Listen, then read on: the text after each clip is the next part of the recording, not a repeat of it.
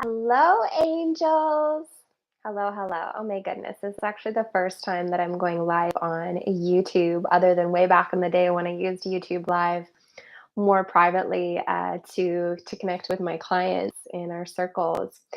So, yeah, I'm excited to be on here and to speak with you today about an experience that I had really internally, kind of externally, but mostly internally last night.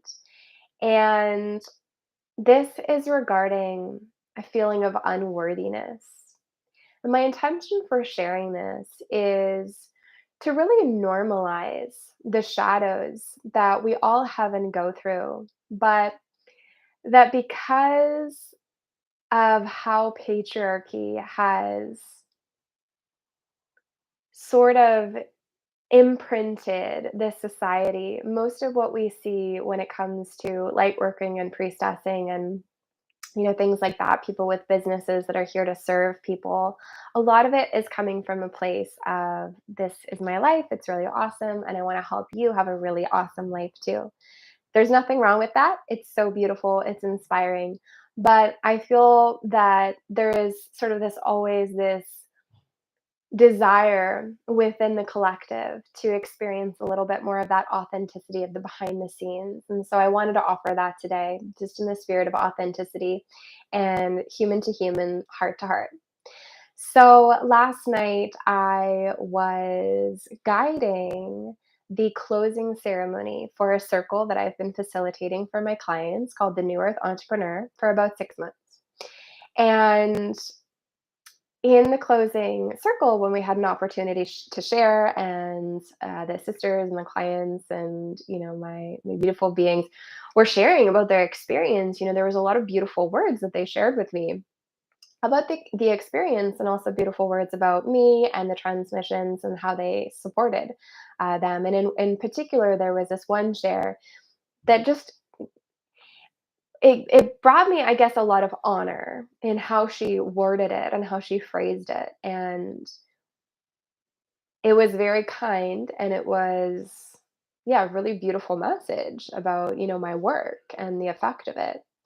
And I said to her, this is really healing for me to hear, because one of my shadows is there's this place within me that always says you could do better. You should be doing better for your clients. You could show up more. Okay, you created that one video, but you could have done it better. Maybe you should re-record it. You could be holding space better, etc. So I have this place within me, yeah, that does feel like very powerful when I, transmit and when I get off my lives and things like this. But I also have this place, as I'm sure that you can relate, in our light and our shadow, which is a little bit of a slave driver, honestly, that continues to inform me that my offerings are never good enough and that I should really consider re-recording like all the things. Or that, whatever it is. Like there's a lot of reasons why.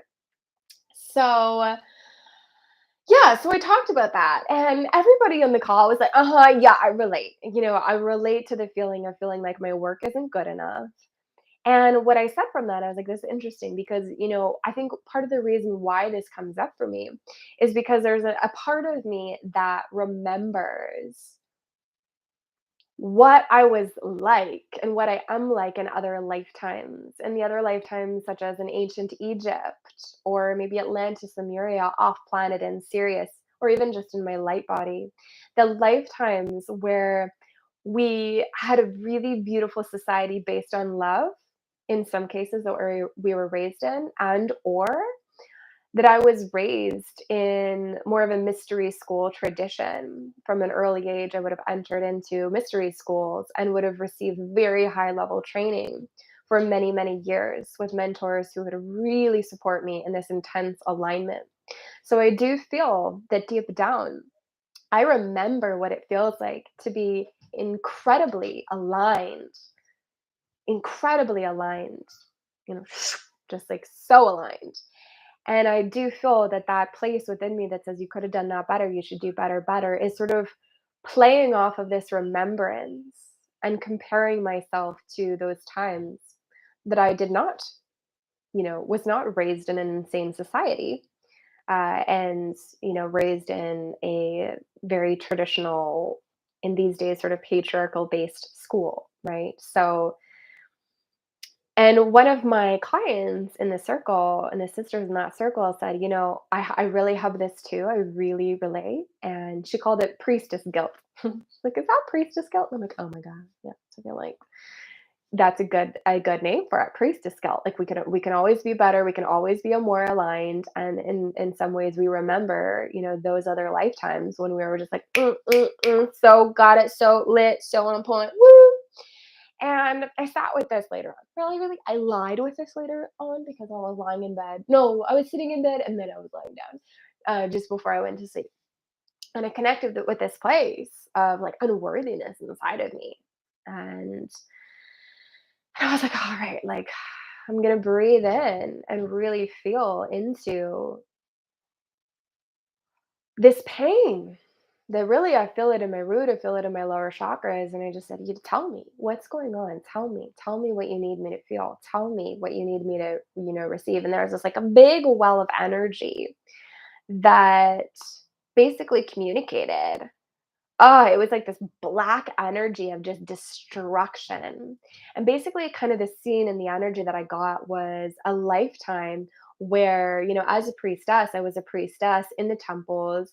We had massive communities and networks spanning internationally, and the the priestessing, with different mystery schools would trade off, and it's just this massive network of those who were in service of the goddess and those who were priestessing, and then in the different lineages. So within, I don't know which country this would have been in, or which area of the world. It felt, actually, it did feel very like Hellenic, like it felt like Greece, like ancient Greece kind of thing. And I felt this like this destruction, and then this energy came up that was like, why did Sophia? So we'll use Sophia for the word God, goddess. So as I'm saying, Sophia, I use spirit, universe, God, goddess, whatever works for you to understand. It's like, why? I mean, if I was worthy, if we were worthy, if we were doing enough, Sophia wouldn't have let this happen. Because you can imagine from this perspective of myself that I was listening to, we were in service to her. We were in service to the divine mother, to the harmony of all life, to love. And we have just been raped and burned and killed and annihilated. How could we, and there's energy within me. Clearly, I'm unworthy because Sophia herself let this happen to us. And we weren't good enough in some way, or we weren't coherent enough in some way, or we couldn't stop this destruction in some way. How did we co-create this? I don't know. But it was this intense feeling of, I must be unworthy if Sophia let this happen to me and to our community. And it was deep. You can probably feel that. And I said, oh, that makes sense. That makes sense that this place, I'm getting emotional right now, that this place inside of me that has, the place within me that carries this unworthiness from this other lifetime and potentially several other lifetimes. Ooh, there's just thunder. I don't know if you can hear that. Was feeling that way because of the trauma that priestesses have experienced, and many of us have experienced directly in these lifetimes. So there is no, in this story, a tidy ending for you. There is no exercise to take you through, or the end of the story where I fully healed it and then I made a lot of money or something like that, right? Which can be nice. We listen to these stories and we do like a beginning, a climax, middle climax, and then an end and resolution. But for this, there really is no agenda to me sharing this with you other than to be authentic with you about what lives inside of me. And maybe it will trigger something that lives inside of you too, that is wanting to be seen and acknowledged. And maybe in the sharing of this, it will give you some sort of deeper permission within yourself to be in your light and your shadow, your humanity and divinity, and to know that Me too. I am with you. I carry this pain, and I am in the process, just like you, to witness it, to love it, and to transmute it for the benefit of all beings and for the liberation of all beings. And right now, I'm in the process of that. And it is safe to be in our process because I feel like the invitation that we see everywhere we look is to not be in our process and to be in the manifestation of our ideal version of ourselves. And I think that there is a time that that can be deeply inspiring and beautiful.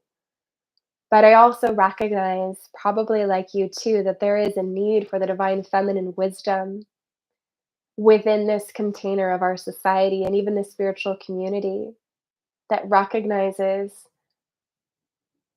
that we're roses and thorns right now. And in that, we find our wholeness. So it's okay to be in our process of healing. It's okay to feel tender.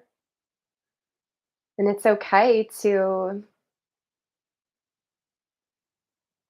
experience our shadows and just love them little bit by little bit and be a little bit messy and be a little unkempt. And in that, we can still live beautiful, powerful lives because in that, we are doing so much for the world by just acknowledging where we hurt and bringing it love through that awareness. So, thank you so much for tuning in. May this transmission have served you in some way. And bless you.